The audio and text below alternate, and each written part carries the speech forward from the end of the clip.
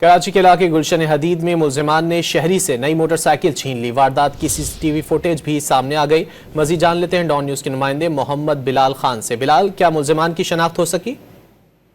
جی بالکل، دیکھیں ملیر میں جرائم پیشہ افراد بے لگام دکھائی دیتے ہیں۔ گلشن حدید میں بھی اسٹریٹ کرمنلز کی وارداتوں میں اچانک اضافہ ہوا ہے۔ گلشن حدید فیز 2 میں شہری سے نئی موٹر سائیکل مسلح ملزمان چھین کر فرار ہوئے ہیں۔ واردات کی سی سی ٹی وی فوٹیج بھی سامنے آ چکی ہے۔ موٹر سائیکل سوار 3 ملزمان شہری کے پیچھے آئے۔ فوٹیج میں دیکھا جا سکتا ہے کہ ایک ملزم ہلکی موٹر سائیکل ہوتے ہی موٹر سائیکل سے چھلانگیں لگاتا ہے۔ ملزمان 20 سیکنڈ میں نئی موٹر سائیکل چھین کر بآسانی فرار ہو جاتے ہیں۔